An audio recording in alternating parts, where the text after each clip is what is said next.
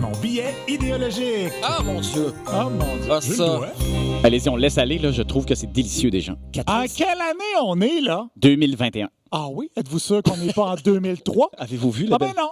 Ma montre intelligente me dit qu'on est bien en 2021. Clairement, elle est plus intelligente que bien du monde. Plus intelligente que ceux qui débattent de l'idée de renommer l'aéroport Pierre-Éliott Trudeau. Voyez En tout cas, comment c'était bien. Hey! Bien adapté. Arrivé en ville, il n'y en a pas de débat. C'est du vieux stock. C'est basé sur du vide, cette histoire-là. L'aéroport ne changera pas de nom. Comme la fille qui s'est fait tatouer à la face d'Éric Lapointe sur le derrière. On est pogné avec ça. Puis le pire, c'est que tout le monde le sait que ça ne changera pas de nom. Ceux qui sont pour puis ceux qui sont contre. C'est de la poudre aux yeux. Est-ce que ça veut dire que j'ai pas d'opinion là-dessus? Just watch me. Bravo. Moi aussi, j'ai des likes à récolter, pas plus fou qu'un autre. Fait que ça aurait l'air que dans la foulée de l'accession au pouvoir du PQ, le premier ministre Pierre-Éliott Trudeau a voulu comploter avec Paul Desmarais afin de déstabiliser l'économie du Québec. Boum! Pif! Paf! Paf! Des révélations explosives. Mettez Pet puis Desmarais dans le même bateau. Pet tombe à l'eau. Qui reste? Ben, il reste Desmarais qui chill sur son yacht puis qui regarde le Québec à feu et à sang. De quoi faire exploser la tête de Paul Simplet Plamondon. Et on le comprend. Sérieusement, Pierre-Éliott Trudeau, je l'ai jamais aimé, ce gars-là. Je n'ai jamais voté pour lui. Jamais. Sa perfidie et son arrogance à l'endroit du Québec me donnent l'envie d'aller prendre l'avion à Plattsburgh. Pire encore, ce gars-là, il tripait sur Mirabel. Qu'à cela ne tienne, en 2003, ils ont dit « On va donner son nom à l'aéroport qu'ils voulaient détruire. » Niaiseux de même, nous autres. Hey, la toponymie, là, c'est un exercice partisan. Oubliez jamais ça. Si Québec solidaire prend le pouvoir, c'est sûr qu'on va avoir une station de métro en l'honneur d'une personne non-binaire autochtone à mobilité réduite dans pas long. Le fait d'avoir nommé notre aéroport Pierre-Éliott Trudeau, c'est un autre exemple du colonialisme canadien. Ils nous prennent toutes! Hey! Kraft a même déclaré que Ils nous la prennent poutine... toutes? Ils nous prennent toutes! Ah, OK. Kraft a même déclaré que la poutine au beurre de peanut était le mets le plus canadien au monde. Voyons donc! Il reprend des affaires de C'est quoi? En tout cas, allez. De l'actualité, Jean-Philippe. C'est Ouais, quoi ouais. ça? Ouais, Si ouais. c'est pas de l'appropriation culturelle. La poutine, c'est québécois. Puis le beurre de peanut aussi, en passant, ça a été inventé par un pharmacien de Bedford, Marcellus Gilmore. C'est vrai? En 1884. Oui, c'est à lui qu'on aurait dû donner un aéroport, l'aéroport Marcellus ou l'aéroport beurre de peanut. Ça aurait été mieux encore. Quoique là, les parents d'enfants allergiques au beurre de peanut auraient sûrement chialé. Ben, je m'en tartine les valseuses. On peut-tu vivre un Franchement, peu? c'est ça, cette affaire. En plus, Pet, c'était un crypto-communiste. Ben chumé, le gars avec Mao puis Castro, aller boire des mojitos dans les lupanards de la Havane avec un dictateur. Ça, c'est un vrai touriste tata.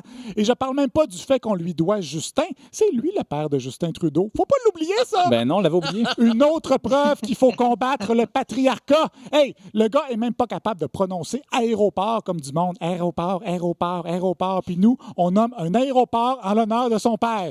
On devrait pas attendre un peu d'être sûr et certain que nos héros nationaux ont pas fricoté avec des milliardaires dans les paradis fiscaux pour nous entuber avant de nommer des choses en leur nom. Oui, j'ai réussi à mettre paradis fiscaux et entubés dans la même phrase, Ah, mon Jean-Philippe. Et c'est pas juste les politiciens, hein. Le troisième lien à Québec, là, c'est pas un peu dangereux comme nom, ça?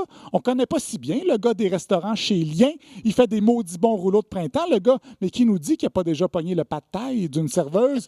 Qui nous dit qu'un jour, le nom de la rue Saint-Hubert va pas nous revenir d'en face après un scandale de salade de choux frelaté ou une controverse autour d'une poitrine bien rôtie sans son consentement? Ouais, mais on n'est pas les seuls à donner des noms louches à nos aéroports. C'est vrai. Je pense à l'aéroport Napoléon Bonaparte d'Ajaccio ou l'aéroport Alexandre Legrand à Skopje. Hey, c'était des maniaques, ces gars-là, mais au moins, c'était des maniaques avec de l'ambition, des conquérants. Pierre-Éliott Trudeau, lui, il a envoyé l'armée pour emprisonner des artistes.